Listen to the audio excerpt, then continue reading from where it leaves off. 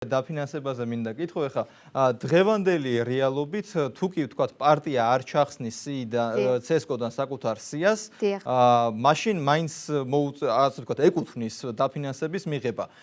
რამდენად ემხრობი იმაზრს, რომ დაიწყოს ახალმა პარლამენტმა მუშაობა აი ამ დაფინანსების წესს გადახედოს ზოგადად და უკვე ესე გაკეთეს პრეცედენტი დაიშვას და ესე გაკეთეს, რომ პარტია, რომელიც უარს იტყვის საკუთარი პასუხისმგებლობისა, იმ პასუხისმგებლობის აღებაზე, რომლისკენაც მოუწოდებდა ამორჩეველს და მე ამორჩეველმა ნდობა გამოუცხადა, მან აი ესეთ დაუსაბუთებელი ბოიკოტის რეჟიმში მყოფმა პარტიებმა აღარ აიღონ ეს დაფინანსება. მე მივესალმები და რატომ? იმიტომ რომ ეს არის თითოეული ჩვენგანის ჯიბიდან გადახდილი ბიუჯეტში გადახდილი თანხები, რომელიც შემდგომში უკვე ნაწილდება ამ პოლიტიკურ გუნდებზე. თუ პოლიტიკური გუნდი გამოცხადებული მისი მცირე ამომრჩევლის, ასე ვთქვათ, ნების მიუხედავად გამოცხადებული ნდობის საფუძველზე პირდაპირ უარს აცხადებს, რომ მას არ სურს საპარლამენტო ცხოვრებაში ჩართვა, მე არ მესმის და მაქვს კითხვა, რატომ უნდა სარგებლობდეს ყველა იმ პრივილეგიით, რომელიც გათვალისწინებულია ამ შემთხვევაში პარლამენტარისთვის, ხო?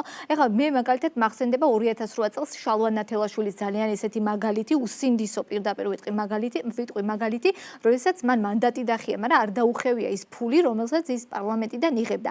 ამიტომ ჩვენს ქვეყანას ნამდვილად არ აქვს იმის ფუფუნება შეინახოს ადამიანები, რომლებიც არაფერს არ აკეთებენ, ან კეთილი ინებონ და შებრძანდნენ პარლამენტში და გააგრძელონ საპარლამენტო დაიწყონ უფრო სწორად საპარლამენტო ცხოვრება, ან კეთილი ინებონ და თქვან, მე მივესალმები ინიცირებას კანონპროექტისა, რომელიც ვთქვათ, აი ამ პროცედურების და ამ წესის გადახედვას ითვალისწინებს. სხვათა შორის 2008 წელს თავადაც მიიღეს ასეთი კანონი მაშინ.